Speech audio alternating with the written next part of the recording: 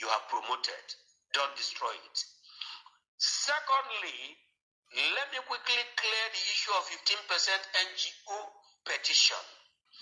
Let me clear the air about the misguided V-note released by Pastor Bassey and Pastor Akan concerning my interview with Anyama Michael.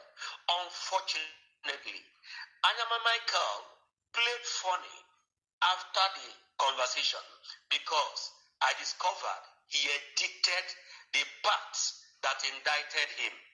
That is very wrong. If you say you are a journalist, you must not play funny. That I can take up with him, okay? But we are not here for enmity. But let me state this. Go and listen to that VN again and again.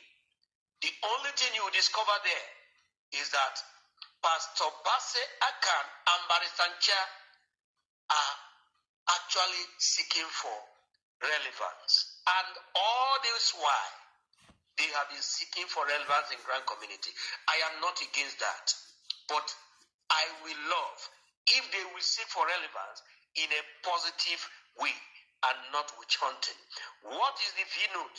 The V-note or the conversation is purely preaching. Go and tell the tiny 15% that has swore that if they don't disburse this grant, nobody will disburse this grant. Go and plead with them. Because we in think tank are pleading with them. We in UAG we are pleading with them. We give them hands of fellowship. We don't want enmity. Every hand should be on deck. And they went and done it. Pastor Akan Bassey, with the title pastor, turned it that I said 15% NGO and calculated 1,050. I wonder if grant community or because of this grant, educated fellows, they have turned to educated illiterates. God forgive us. But I want to challenge anyone that cares to know, if you ever find where Pastor Obi said 15% NGO petitioned UAG or Apostle Ken Wakama, I will tender my resignation letter that very hour as the chairman of think tank. That is the stuff I'm made of. I am from Nigeria, but I don't behave like Nigeria. I can decide to step down tomorrow. Nobody will say this. Is that okay? Now, I want you to know that as soon as you hear some things like that, kindly scrutinize it. Kindly think about it.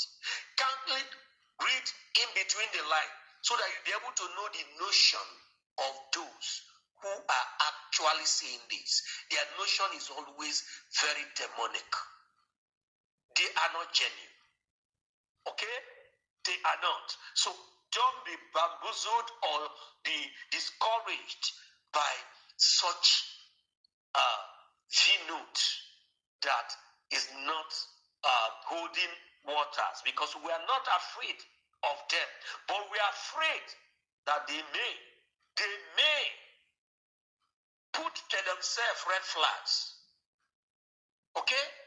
Now, I want to state again in that regard that they said if we are sure, we should release the names of the people that is writing the petition. Are we stupid? We are not as foolish as they think we are.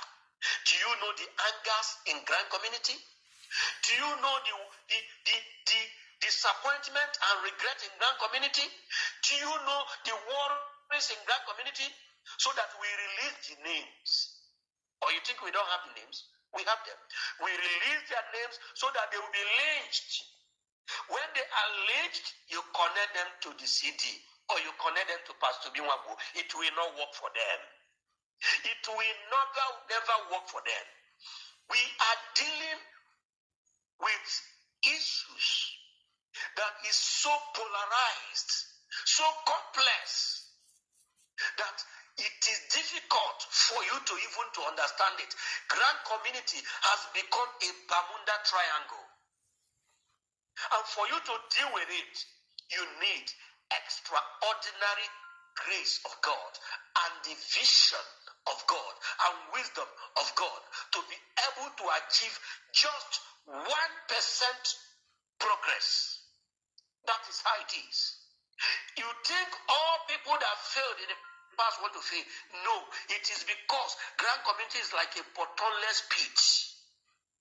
And by the grace of God, by the grace of God, we are closing that bottomless pit.